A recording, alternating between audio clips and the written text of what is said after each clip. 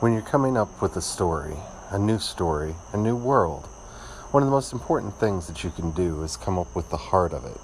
What is it really about? I mean, really. What does it center around? What is everything going to be about? That may sound logical. That may sound like something that should go unsaid, but I've read and watched many a story where they didn't take the time to figure that out before they started work. And so now, that's what I'm doing. Spending a lot of time on that, and I thought we would talk about it on today's Project Shadow. Can you hear me? I have something to say.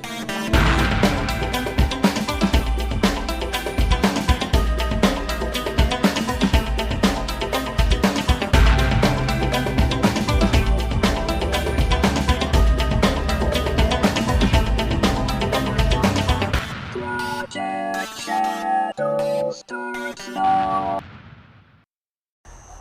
Hello, welcome to Project Shadow. My name's Charlie. You might know me better as sci-fi fantasy writer C.E. Dorset, especially if you're reading my new book, Crucify My Love. And things may sound a little bit different today because we have some work going on inside the house and there are drills and all kinds of noises, so I'm out on the deck with the night creatures and the crickets and everything, so yeah, I'm sure this episode sounds different. I'm not going to be able to do the noise canceling and everything that I normally do. And I'm not going to be able to use my studio because the house is a little bit too loud. So hopefully this works.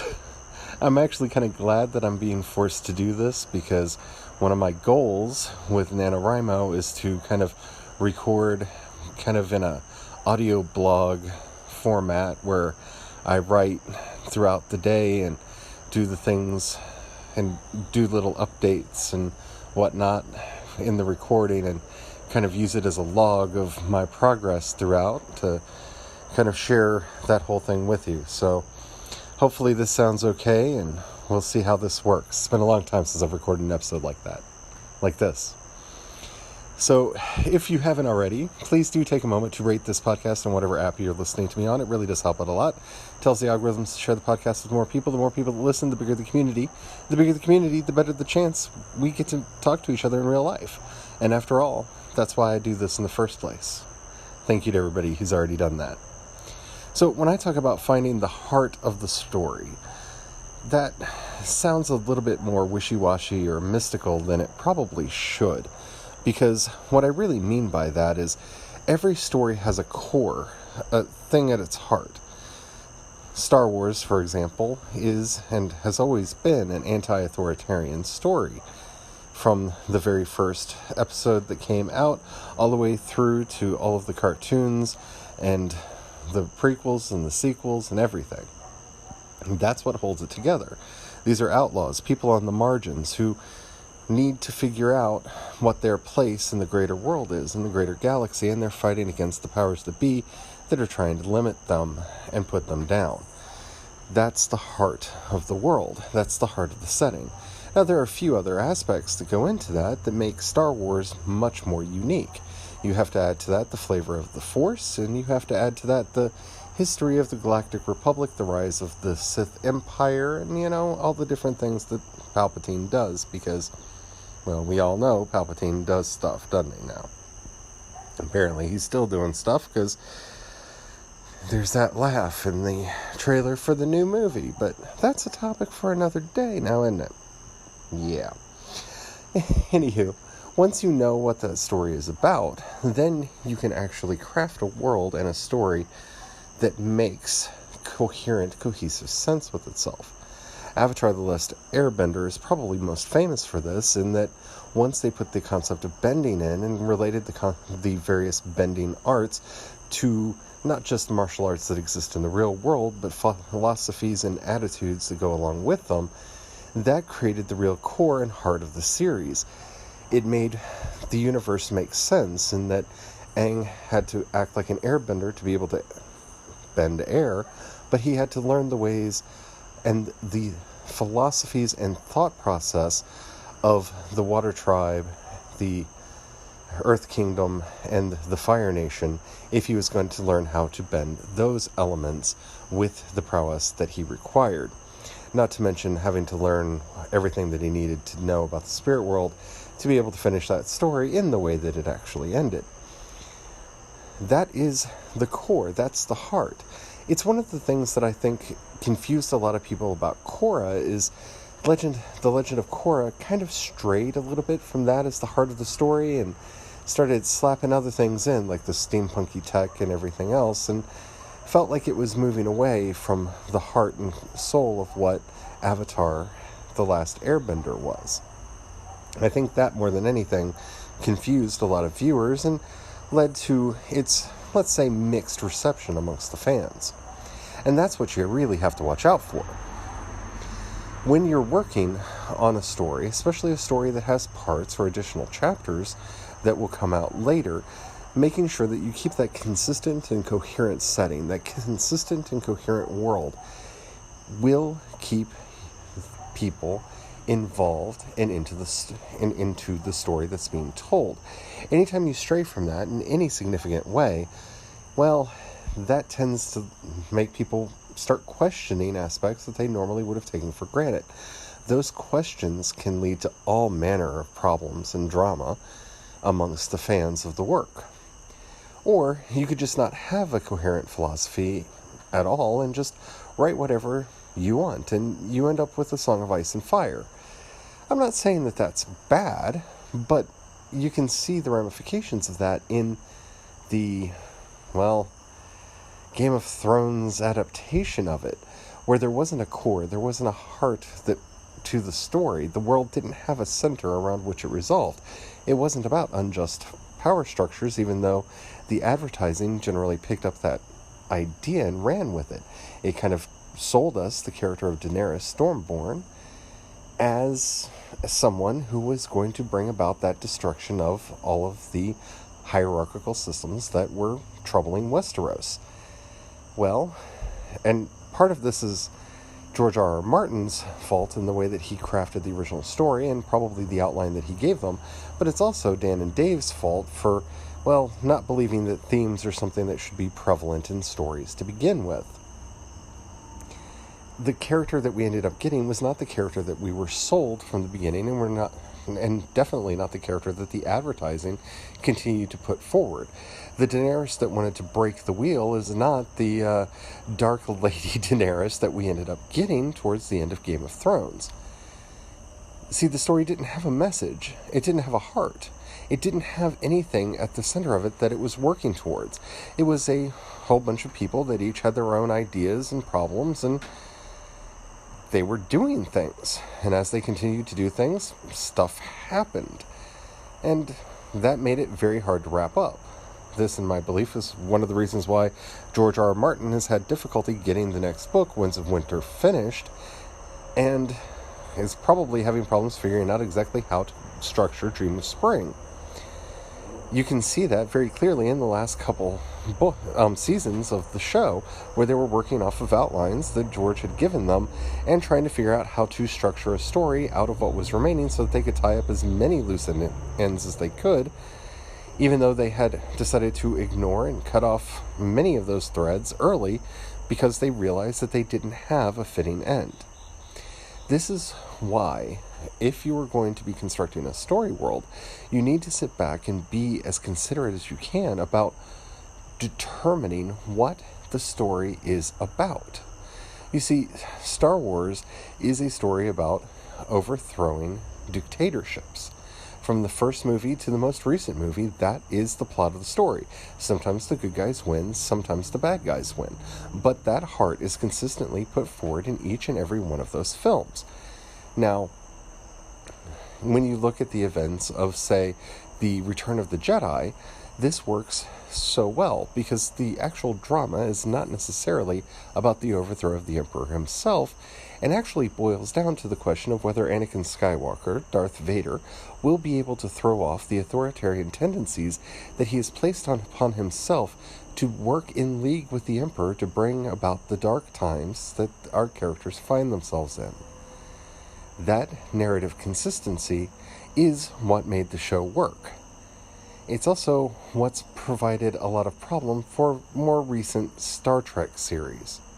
But we'll talk about that a little bit more after the break.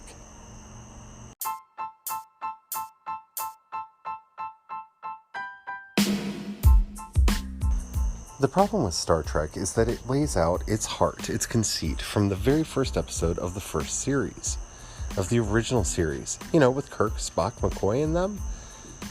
I think you can recite it with me. Space, the final frontier.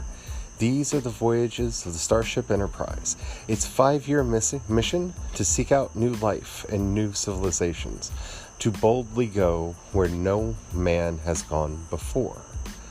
Now, that gets cleaned up and prettified when you get to the Next Generation era, but that is, after all, more or less, the heart of what the show's about. It's about peace. It's about this new world where people are learning to get past their aggression, and their first instinct is no longer to fight, no longer to punch the thing, but to find agreement and actually talk to one another to seek out new life and new civilizations. These are the things that Star Trek is about at its best. And through the 3 series that were created while Gene Roddenberry was still alive, that being the original series, and I'm skipping the animated series here because that's a whole can of worms, so please don't call in and tell me the animated series happened. I know the animated series happened, but that's a bag of worms I'm not really ready to open yet. We have the original series, The Next Generation, and Deep Space Nine, that though Gene did not create Deep Space Nine, he did see and approve the story Bibles that were created for it that ended up making that show what it was.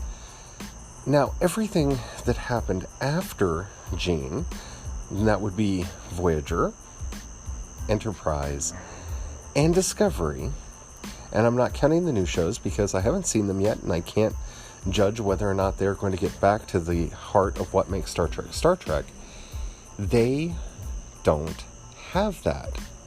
Not at all. That's not part of their core philosophy.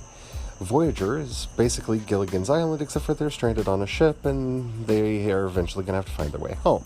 It's kind of a Star Trek reinterpretation of Battlestar Galactica, except for without Cylons until you get to the Borg episodes, and then the Borg make pretty good Cylon analogs, don't they? Yeah, we could seriously do an entire week worth of episodes about how Voyager is kind of Star Trek's attempt to do a reboot of Battlestar Galactica or Battlestar 1980. Yeah, that's problematic, because Battlestar Galactica, while interesting, is not Star Trek. Now, moving on from that, you have Enterprise, which could have had that at its heart. It really could have been a show about that, because we're back at the beginning of the Federation, and while we know how many planets are a part of the Federation, we don't know when they were encountered or when they came in. That's never been set in any sort of canon, because, and I know I have to say this every time I bring up Star Trek has never had any kind of canon. Canon is not a thing Star Trek does. Fans want it, fans interpret it, and read those tea leaves, but that's not something that Star Trek has ever had or done. Having said that, when you actually look at what they did with Enterprise, they created this temporal Cold War because reasons. I guess they felt that the conflict with the Borg was interesting, so they wanted to continue that, and the Dominion War was interesting. They kind of want to continue that, but they didn't really have any ideas, and they didn't want to do the Romulan or the Klingon War because reasons. And the show very quickly lost its heart. It very quickly moved away from what it had been, what it could have been as a show about exploration and about characters, and instead devolved into conflict after conflict after conflict, and then the Xindi thing happened and the show started getting interesting again, and it was too late because the show was canceled. Oops. And now we have Discovery, which again moves away from the core competency that makes Star Trek interesting. Now, I'm not saying this to harp on these other shows or to say bad things about them, because, as you all know, I am a fan of Star Trek. I love Star Trek, and I want Star Trek to be the best Star Trek that Star Trek can Star Trek. But it has always had problems. It has always had issues. And recently, those have come straight from this lack of understanding what Star Trek has always been about. As much as I am not a fan of the J.J. Abrams reboot of Star Trek, I have to say that he kind of understood what Star Trek was. A little bit. At least in the character dynamics. And by the time you get to Star Trek Beyond, it's as close as we've gotten in a really long time to being something Star Trek-y. Because that's the thing. Star Trek moved away from its core competencies. When it wasn't about space exploration or discovering something new or some important topic that could be mythologized through the lens of a future civilization and retold in a way that would be digestible and interesting, it was about the personal conflict and drama between the characters. That's what always made the show good and interesting. It had a heart. And we can actually go into each individual series and talk about how it inflected its own version of that, except for, well, Discovery, and I would also say Enterprise. This is why it's important for us to figure out exactly what our stories are about. Now, that doesn't mean that we have to come up with themes and be really detailed and make sure that we have everything nailed down prior to writing. There are wonderful things called zero drafts, which allow us to discover these things, and there's a wonderful thing called editing that allows us to fix a lot of this in post. But knowing that going in really simplifies the process and helps us to understand what is going on in the worlds that we are in fact crafting or operating in. This is the most important thing that a writer can do. It gives the world a sense of consistency. It makes the world, no matter how fantastical, seem real. When you realize that, for the most part, the texts that we have from Tolkien are either meant to be the religious text of various groups of elves and or the histories that they chronicled of Middle-earth, and you read the texts accordingly, they make perfect sense through those lenses. They read like a medieval history would, like a medieval chronicle would, and follow the story in the same way and manner that you would find in those kinds of texts. They play their role perfectly, and as such, they don't mess anything up, if you will. They don't make it hard to understand what's going on. The core competencies of that series are very simple. There is good, there is evil. Evil is corrupting and does not have a nature of its own. This is an influence that, whether it came from Tolkien himself or through discussions with C.S. Lewis, who may have stole the idea, but though he presents it as his own in Mere Christianity, forms the heart and the basis of every story within the Tolkien canon, be it in the Silmarillion, The Hobbit, or the Lord of the Rings novels themselves. That allows you to enter that world and see it for what it is. The ecological concern and distrust of people in power that went into writing Dune by Frank Herbert colors each and every book in that series. This idea that people, given the proper motivation and interest, would be able to unite and throw off their oppressors is counterbalanced by the possibility that they might go mad and power hungry and cause more harm than good in the end. All of these writers, all of these creators knew what it was that their stories were about and how they wanted to tell them. And that's something we need to figure out for ourselves. Today, I've spent a lot of my time writing what is currently a 1,500 word, and it's a little bit over that, document that'll be going up on World Anvil that kind of explains the core competencies that I'm wanting to put into the setting that I'm working on. What is it? What do they call things? Why are things the way that they are? I'm not doing this just because I enjoy doing it, and let's be honest, I enjoy doing it. It's one of my favorite things in the world to do. But because it then becomes the narrative core, the heart from which all stories that take place in the setting can grow, flourish, and prosper. I can't wait to share with you the idea of the Urdagal, but again, that's going to have to be a different episode. I hope you enjoyed this one, and I hope it inspired you and maybe helped you understand this Preptober, what it is that you need to be working on to get ready to do your nano project if you're going to be doing that. I still haven't decided what I'm doing this nano. I'm probably going to be writing Glorify My Name. That's what I've got planned, but I know how my brain works, and we'll see what happens as we get closer to the day. If you enjoyed this episode and you haven't already, do take a moment to rate it. That really does help out a lot. It tells the algorithms to share the podcast with more people, and that really would help me out greatly. If you've got $1 you can pass my way, in the show notes you'll find a link to my Patreon and the community support tab. The difference between the two is the people on Patreon occasionally get stuff. If you can do that, that would really help out immensely, because this is how I make my living. If you don't have any money right now or you don't feel like giving, that's fine. But if you do know somebody you think would like this podcast, do share it with them. That helps out immensely as well. If you'd like to get in touch with me about this or anything else, if you have any questions, comments, or topics you would like to hear discussed on the show, well, in the show notes you'll find a link to the voice message system. Keep it short, keep it clean, so I can use it on the show. I would love to hear from you. You can also hit me up on Twitter and Instagram. I'm CE Dorset on both. You can also find links to everything that I do over at projectshadow.com. I'm sorry for the bugs and all the sounds out here. Tomorrow I will hopefully be back in my studio and able to record really pristine audio, but I'm learning how to do this out here. So until next time, don't forget, have the fun. Bye.